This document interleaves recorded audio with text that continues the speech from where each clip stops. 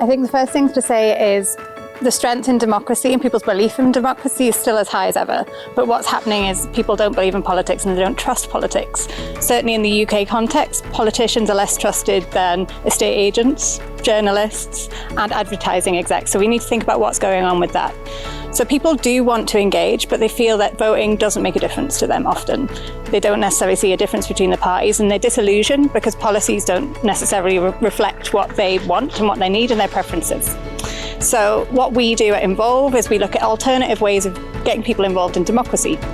So what that can do is we go out to kind of everyday people like you and us out on the street and in their communities and ask them actually how they can have a say over policy. And that's really important for us. We're not just communicating about democracy and politics, but we're saying for you to buy into this system, you need to be part of this system.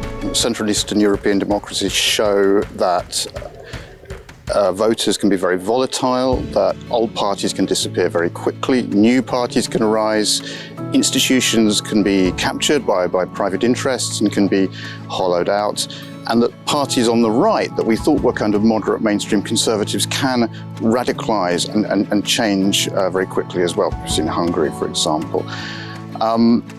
That said, I think the lessons are probably limited.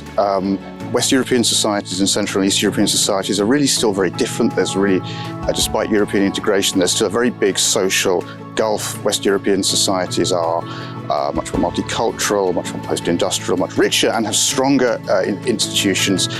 So the answer is partly, and of course in some ways it already happened in a few places. So we had the death of Silvio Berlusconi recently, a very, in some ways, Central and East European politician, an oligarch who went into politics, founded a new party, and a populist. So in some ways we could think of what the American science fiction writer William Gibson famously said, which is that the future's already here, it's just rather unevenly distributed. I put a lot of hope into youth, European youth, because we know from all the polls that young people know how valuable the European Union is, and they are the ones to bring progressive ideas forward.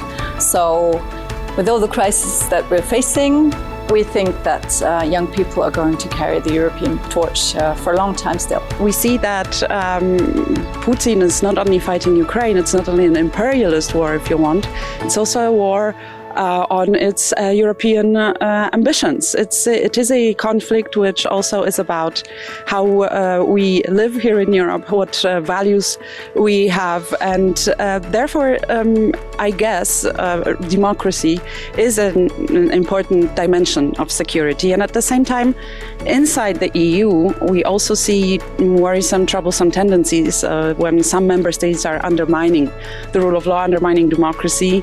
They question not only by doing so the integration of the EU, the legal union, but also put it in additional danger, not only when it comes to the functioning of the union, but also prospective enlargement of the union. So therefore, democracy is a dimension of security, because democracy can guarantee not only smooth and correct execution of policies, but also European integration. The biggest threat is that there is a downward spiral. I mean, people hope that politics will change something about, among other things, income inequality.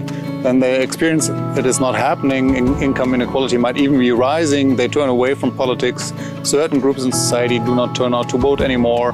That exacerbates inequality in a political sense, which might then already again give rise to higher levels of income inequality, because decisions are focused on those who are voting.